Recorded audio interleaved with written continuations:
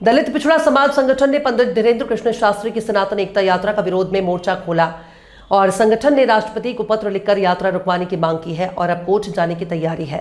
संगठन के अध्यक्ष दामोदर यादव ने कहा कि धीरेन्द्र शास्त्री सांप्रदायिकता फैलाकर देश का माहौल खराब कर रहे हैं। भारत एक धर्मनिरपेक्ष देश है और धीरेन्द्र शास्त्री का हिंदू राष्ट्र बनाने की बात करना संविधान विरोधी है। उन्होंने कहा बागेश्वर बाबा की पदयात्रा नहीं करने देंगे, सुप्रीम कोर्ट जाएंगे। हाँ, कल के ही उनका नाम तो हम भूल गए। उन्होंने राष्ट्रपति जी को पत्र लिख के कहा है कि बाबा की पदयात्रा आएगी तो हम लोग रोकेंगे और सुप्रीम कोर्ट जाएंगे। अब हमारे पास उनका मोबाइल नंबर नहीं है, नहीं तो हम ठटरी तो पहले फोन से मारते। उन्हें ये पता ही नहीं है कि हम बहुत टेढ़े आदमी हैं। पहली बात तो तुम्हें छेड़ना नहीं चाहिए, और छेड़ा है तो अपन छोड़ेंगे भी नहीं बेटे। हम आपको धमकी नहीं दे रहे हैं, ना हम आपको कोई बात कहने आए हैं। हम और मिश्रा जी एक बात आज गाड़ी में कह रहे थे, 15 से 20 वर्ष बाद जितने मीडिया वाले बैठ खड़े हैं, तुम्हें मसाला चाहिए लो।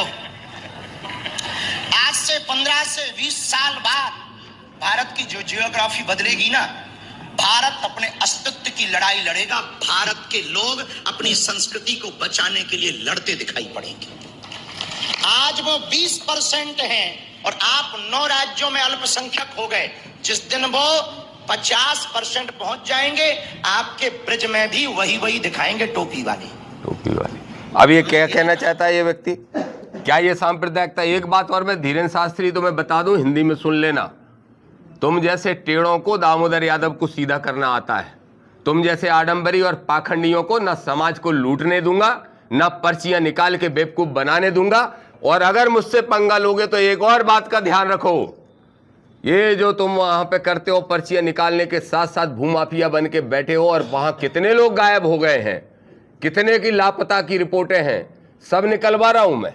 और उसके बाद तुम्हारे यहाँ धरना देके 1 लाख लोगों को बैठूंगा और बेनकाब करने का काम करूंगा। मैं देश के प्रधानमंत्री नरेंद्र मोदी जी से कहूंगा कि अपना छोटा भाई घोषित करने के पहले जरा सोच लिया करेंगे कैसे आदमी को अपना छोटा भाई घोषित कर रहे हैं। ये भी मैं उनसे कहूंगा। तो मैं यही मेरा आपसे निवेदन है। और इतना ज्ञानी है, इतनी पर्चियां निकालता है तो मेरा नंबर नहीं निकाल पाया। मेरा नंबर निकाल लेता भाई। ऐसे ट्रिन ट्रिन ट्रिन ट्रिन हनुमान जी से बात करने वाला। सबसे पहले ये नौटंकीबाज बाबाओं की सिक्योरिटी हटाई जानी चाहिए। क्या जरूरत है इनको सिक्योरिटी की? अगर धीरेन्द्र सीधे हनुमान जी से बात करता है तो बोलो उसको कोई खतरा हो सकता है क्या? क्यों इनको सुरक्षा देके जनता का पैसा बर्बाद करने का काम कर रहे हैं? ऐसे जितने भी नौटंकीबाज बाबा हैं, इन सब की सुरक्षा हटाना चाहिए और इनकी संपत्ति की जांच करना चाहिए। मैं तो ये भी कहूंगा कि सरकार को मोहन यादव जी, कृष्ण वंशज हो, एक इनिशिएटिव लेते हुए इनकी संपत्ति की जांच करके इनकी 90% संपत्ति दर्ज करा लो अपने मध्य प्रदेश के कोष में। मध्य प्रदेश का आधा कर्ज उतरने का काम होगा। धन्यवाद।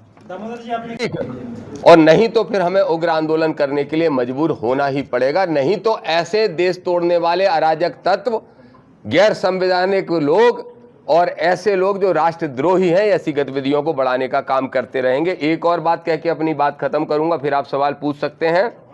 एक विषय यह है मेरे साथियों, मैं धीरेन्द्र को आपके ही माध्यम से पूछना चाहता हूं।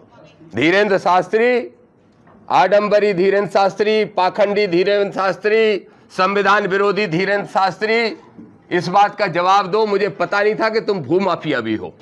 और अगर भूमाफिया नहीं हो तो जरा बताओ, डबरा में जिस मंदिर का उद्घाटन करने जा रहे हो, जो 100-125 एकड़ पे मंदिर बना है, वो जमीन कहां से आई?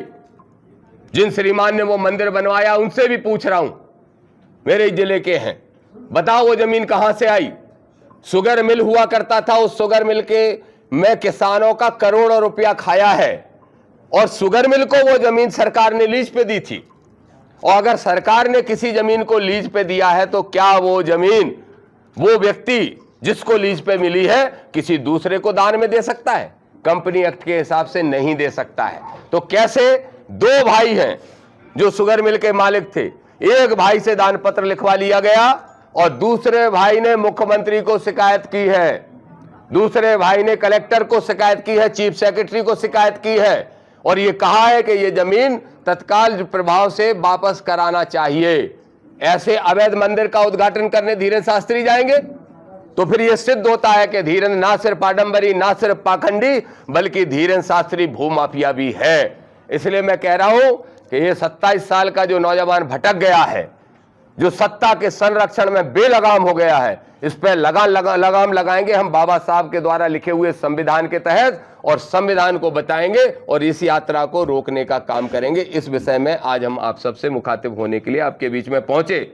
हमारा जो भोपाल का आंदोलन है, आदरणीय अमित बंसोड़ साहब बैठे हैं जो हमारे प्रमुख महासचिव हैं, कमल कुशवाहा जी भी महासचिव हैं, हमारे भोपाल के जिलाध्यक्ष दिलीप मस्के साहब हैं और प्रदेश महासचिव राजकुमार प्रजापति हैं।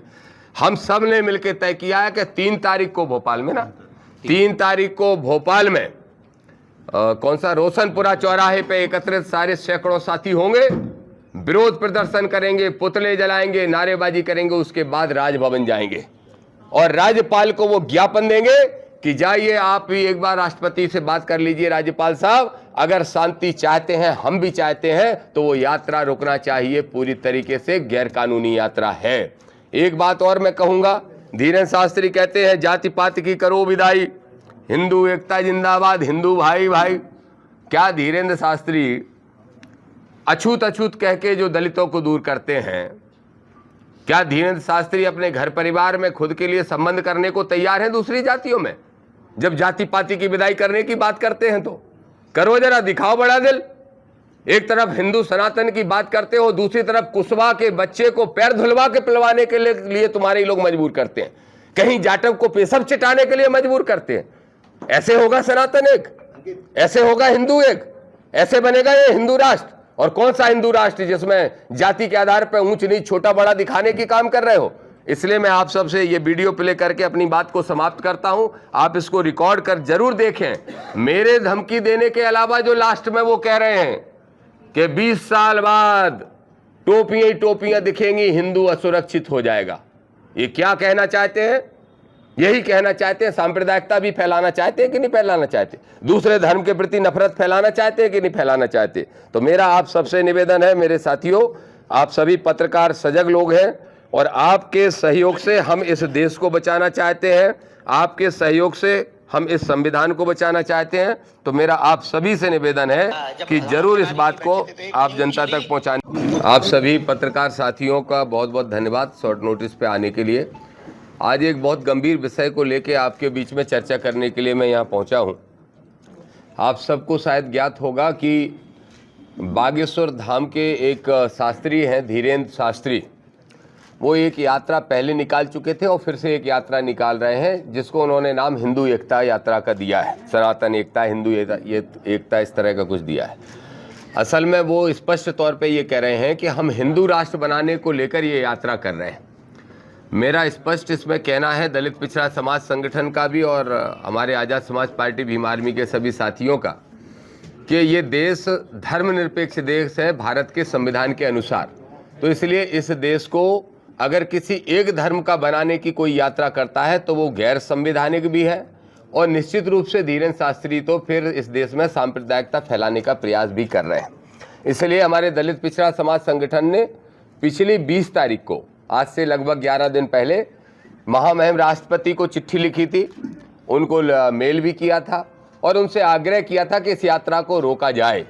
उसके बाद उनको मेल किया, उसके बाद फिर 3 दिन 4 दिन पहले फिर से हमने रिमाइंडर किया। तो ये जो हमारे पास प्रेस नोट है, इस प्रेस नोट के साथ वो सारे लेटर भी लगे हैं और वो मेल की कॉपी भी लगी हैं जो हमने राष्ट्रपति जी को भेजी थी।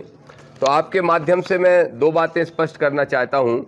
एक तो धीरेन्द्र शास्त्री की यात्रा को मैं मानता हूँ, उनके बयान को आप सुनेंगे तो आप खुद मानेंगे कि वो देश में हिंदू मुस्लिम कराना चाहते हैं, सांप्रदायिकता फैलाना चाहते हैं, हिंदुओं को भयभीत करके मुसलमानों के प्रति नफरत करने के लिए मजबूर करना चाहते हैं। ये यात्रा पूरी तरह से सांप्रदायिक है, देश के ताने बाने को, समाज को तोड़ने वाली है। ये मैं आपको स्पष्ट करना चाहता हूं और ये वीडियो भी मेरे पास मौजूद है। इसलिए हमने राष्ट्रपति जी से तो मांग की है, अगर राष्ट्रपति जी से कल तक परसों तक कोई उत्तर आ जाता है तो, क्योंकि अब ये नेशनल मीडिया भी दिखा रही है, तो मुझे लगता है कि शायद राष्ट्रपति के यहाँ से कोई ना कोई एक्शन हो। अगर नहीं होता है तो सोमवार को हम लोग कोर्ट जा रहे हैं यात्रा को रुकवाने के लिए।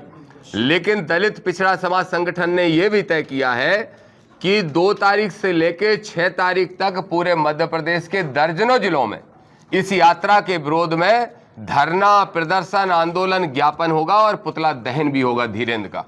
और क्यों होगा?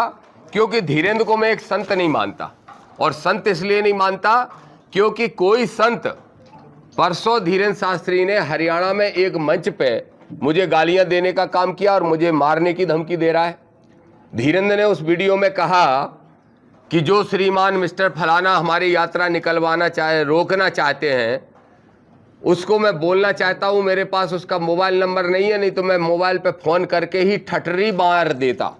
मैं खुद बुंदेलखंडी हूं और ठठरी मार देने का मतलब होता है आदमी को मार के जला देना। कोई संत की, नालायक की ऐसी भाषा हो सकती है जैसे बोल रहा है धीरेन्द्र?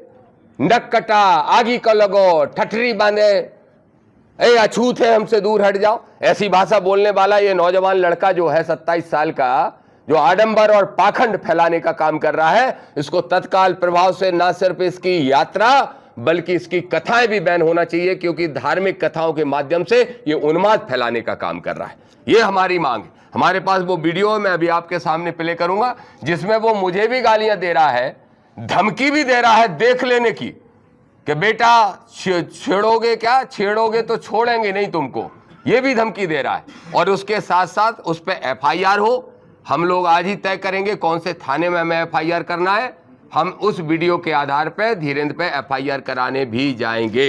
इसके साथ साथ एक बात और आपको स्पष्ट तौर पे कहना चाहता हूं कि धीरेन्द्र की यात्रा को लेके साधु संतों में भी असंतोष है। बहुत सारे साधु संत ये मानते हैं कि ये यात्रा सांप्रदायिकता फैलाने का काम करेगी, देश के ताने बाने को, सौहार्द को बिगाड़ने का काम करेगी। मैं चाहता हूं, आपसे आग्रह है कि आप जरूर संतों का ओपिनियन इस विषय में लें। एक और मेरा विशेष निवेदन है कि